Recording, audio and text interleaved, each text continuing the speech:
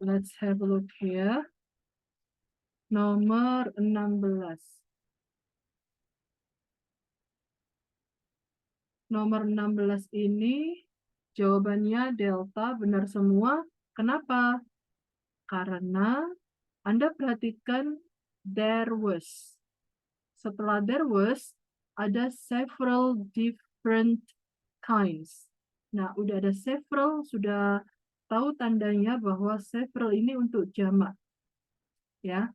Kemudian ada kinds. Kinds ini menandakan bahwa jamak. Maka there was-nya harus there were. Kemudian nomor 17. Nomor 17 itu jawabannya Charlie. Oke. Kenapa Charlie?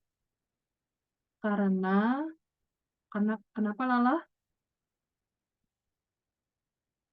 Lala tahu? Seharusnya serve, Miss. Seharusnya serve pakai apa? Ed. Pakai ed. Oke. Karena di sini served pakai D, berakhiran dengan D, S-nya dibuang. Karena harus setara. Di sini the first electric lamp had. Had itu kata kerja lampau, bentuk kedua. Maka jika ada kata kerja di dalam kalimat yang sama harus setara, ya. Kendak juga kata kerja. Nah, dari mana? Di sini Anda lihat nih ada which paper. Paper ini adalah subjek. Oke, sekarang nomor 18.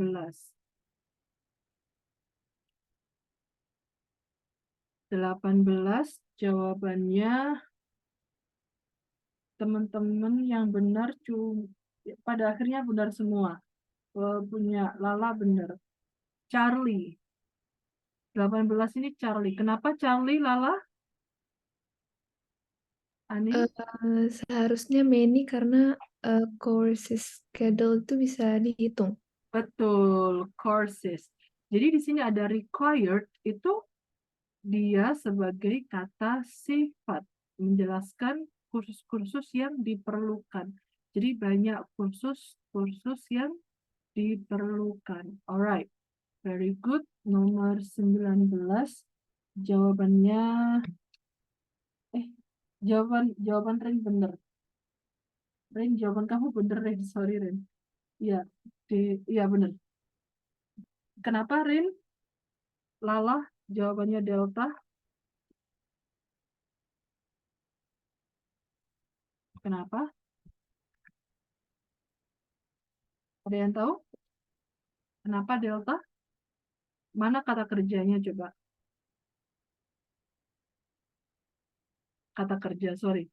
Subjeknya mana? Tahu subjeknya pendek atau panjang?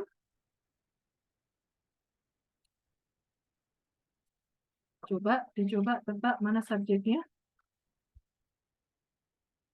Halo? Subjek? Thunderhead. Pendek atau panjang? Pendek. Oke, kalau Lala, menurut Lala, subjeknya pendek atau panjang?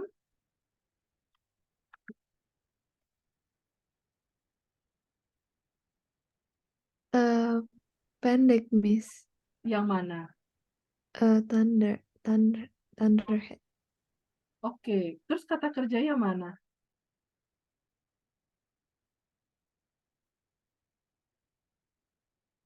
Kata kerjanya mana, Rin? Tradition. Mana, Dek? Tradition. Yang ini? Rajis. Yang delta. Oh, yang delta. Very good. Oke, kalau kamu ini kata kerjanya berarti subjeknya mana, Anin? Berarti Thunderhead sampai column. Very good. Anin, kamu tuh sebenarnya mengidentifikasinya sudah oke. Terus kalau saya perhatikan ya, mohon maaf ya, kamu tuh terkadang agak bingung dengan sendirinya. Iya, Miss. Nah, itu hilangin bingung sendirinya itu. Jadi kamu belajarnya itu, kalau udah paham, menurut saya ya, kamu jangan muter-muter buat bingung sendiri gitu. Kamu tuh sudah paham, terus nggak tahu ini kenapa kamu mungkin relax sedikit, Anin. Oke, don't be stressed out. Ya, relax sedikit, tenang dikit. Ya, kamu sudah paham. Ya, Iya, Miss. it's okay. Jadi pressure-nya kamu agak kamu kurangin sendiri ya. Kamu kayak ada pressure sedikit, tapi coba kamu relaxkan diri kamu sendiri ya. Oke, nanti saya kasih tahu lagi. Alright, sudah benar ya. Jadi di sini Anda bisa tahu kalau subjeknya panjang ya. Lagi-lagi, kalau ada subjek kemudian ada koma, terus sebelum kata kerja ada koma, ada kemungkinan kata-kata yang di antara koma itu adalah bagian dari a thunderhead. Istilahnya itu kata lain, penjelasan dari a thunderhead. Itu biasanya ya. Sebenarnya ini udah jelas. A dense clouds that bla bla bla. Jadi menjelaskan. Terus mungkin Anda berpikirnya agak bingung sedikit. Di sini a thunderhead menunjukkan tunggal. Kemudian dense clouds menunjukkan jamak. Kok bisa disamakan? Kenapa keduanya itu bisa disamakan sebagai satu bagian, yaitu satu subjek? Bisa seperti itu. Kapan hari kita mendapati soal yang eh, subjek intinya tunggal, kemudian ada subjek penjelasnya itu jamak. Tapi saya lupa di PDF yang mana. Jadi kata produce ini harusnya produces. Present, simple present tense. Dari mana kita tahu bahwa ini harus produces, harus tambah S? Yang pertama, kita lihat kata rise. Rise di sini nggak ada tambahan apapun, berarti ini kata kerja murni. Kalau kata kerja murni atau verb asli, berarti dia masuk simple present tense. Kenapa rise nggak ada S-nya? Karena rise itu untuk menjelaskan dense clouds, yang mana kata dense clouds itu termasuk jamak. Sedangkan kata produce itu ditambahi S karena produce sebagai kata kerja utama, berarti dia fokusnya ke subjek utama. Oke? Fokusnya ke subjek utama, berdasarkan subjek utama. Sampai di sini bisa dipahami? Oke? Untuk high-nya gimana, Miss? Hai. Hai ini dia sebagai kata keterangan. Oke? Kalau kata keterangan itu memang cenderung dikasih ly, tapi ada beberapa kata nggak perlu ditambahi ly. Saya carikan dulu.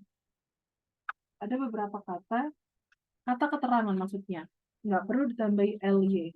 Saya cari dulu.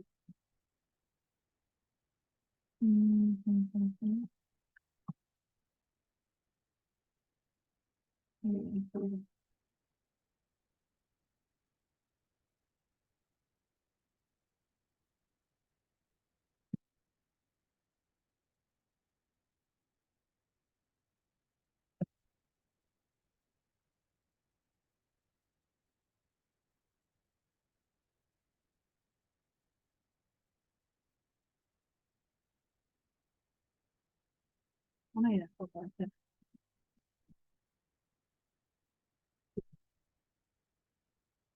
Nanti saya carikan ya.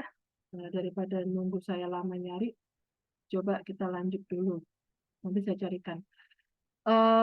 Intinya high di sini ada posisinya sebagai adverb, kata keterangan. Oke? So, nomor 20. 20 jawabannya teman-teman bravo. Lala sama Anin benar. Kenapa bravo? Although no country has. Ini no country boleh dalam bahasa Inggris boleh seperti ini. No one, no country. Nah, ini B, bravo, karena like-nya nggak tepat, harus diganti S. Perhatikan, jawaban nomor 20, saya pernah menjelaskan like sama alike, life sama alive itu paten ya. Untuk yang seperti ini has the same folk music as. Kenapa ini as? Kenapa like ini harus diganti as? Karena as itu AS maksudnya ya, tulisannya AS. Karena di sini ada kata the same. Nah, the same itu gandengannya the same as. Hold on. Materinya juga ada. The same as.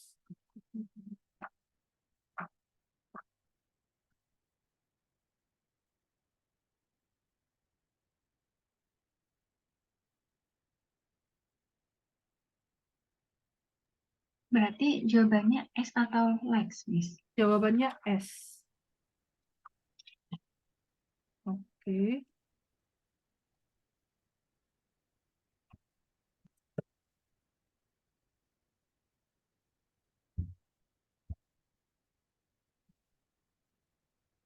Nih. Nih. Nah, ini ya. The same itu cenderung gandengannya S. Kalau misalnya di antara the same sama S ada kata-kata, maka posisi kata-katanya itu ditaruh di antara the same sama S. Contohnya nih, the dress is the same color as mine. Jadi maksudnya apa? Warnanya sama. Oke? Sama warnanya dengan milik saya. The same size. The same strength. Di sini kok nggak ada S-nya, karena ini yang dibandingkan itu sudah ada di depan. You both have the same strength. Kecuali kalau misalnya you have the same strength as you. Contohnya. Jadi kalau mau dijabarkan itu seperti itu. Tapi the sentence becomes efficient. You both. Karena sama-sama you. Your car is the same price as. Paham ya? Ini sudah paten. Kalau different itu pasangannya from. Oke. Nah, ini yang saya jelaskan waktu itu like sama alike. Bisa diterima ya. Saya boleh dilanjut, saya tinggal nyari materi yang adverb tadi. Maaf, Miss. Ya, silakan. Boleh izin screenshot nggak, Miss? Oh iya ya, oke. Hold on.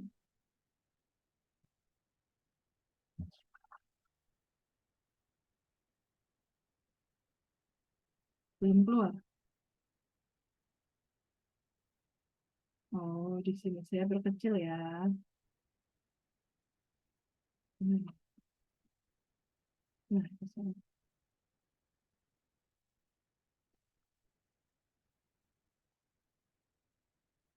Udah, Dek? Udah? Udah, Miss. Oke, saya sudah ketemu materinya. Nah, ini. Anda lihat di sini, umumnya kata keterangan itu terlihat jelas ketika ada penambahan ly. Ya, ketika ada penambahan ly. Nah, di sini. Slow yang sebelah kiri ini adalah adjective. Yang sebelah kanan adalah adverb. Ya, jadi jelas. Slow, slowly. Quick, quickly. Oke ya, sampai sini. Terus ada beberapa kata di mana adjective sama adverb itu bentuknya sama. Oke. Jadi kalau long, ya long aja, nggak boleh bilang longly. Gitu. Loud, loud umumnya sih loud. Loud nggak perlu pakai li. Late juga nggak pakai li. Oke. Nanti kalau late, Miss, tapi saya pernah tahu ada kata lately. Nah, kalau lately nanti artinya berubah. Late sendiri artinya terlambat. Kalau misalnya ngomong dengan terlambat, ya cukup late aja. Tapi kalau misalnya lately artinya apa? Lately ditambah ly itu artinya akhir-akhir ini, sama dengan recently. Oke? Low nggak usah pakai lowly. Nah, sama dengan high ini. High masuk golongan yang mana adverb dan adjektifnya sama. Bisa diterima? Oke ya. Mau di screenshot ini? Kindly, ini sudah kindly di skip aja nggak apa-apa. Buku ini masih dilihat. Masih agak aneh sih, Miss. Kenapa? Masih mencerna. Iya, udah. Kenapa nggak she works hardly? Nggak bisa. Nanti kalau hardly, jadi ini sudah paten ya.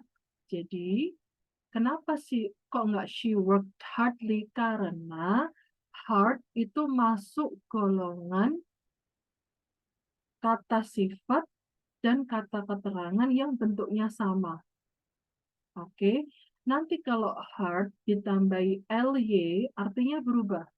Jadi ada beberapa kata yang bisa ditambahkan ly tapi artinya berubah. Contohnya ada hardly, ada lately.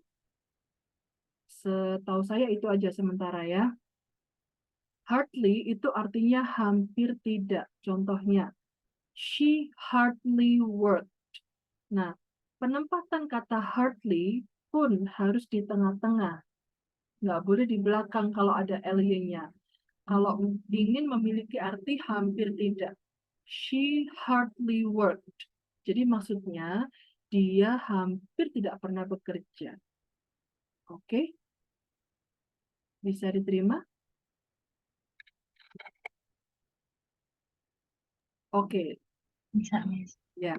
Saya paham kayaknya Anin nanti saya kasih tahu. Oke ya. Jadi intinya belajar bahasa Inggris itu terkadang jangan mengkritisi dulu, diterima dulu. Oh begini, oh begini. Kalau misalnya Anda mengkritisi, itu proses pengkritisan itu jangan sampai mengganggu apa yang sudah dipahami. Kalau proses mengkritisi ini mengganggu apa yang sudah dipahami, ini yang membuat bingung. Oke, jadi yang sudah paham simpan, pegang. Yang menjadi tanda tanya itu ditanyakan, kalau sudah dijelaskan, terima. Jangan dikritisi lagi. Nanti kalau dikritisi lagi, jadinya pusing. Oke, Anin, semoga bisa lebih baik ya. Iya, Miss. Ya, nggak apa-apa. Terus agak rileks sedikit ya.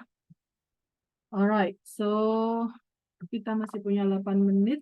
Sampai di sini udah jelas ya. Oke, no.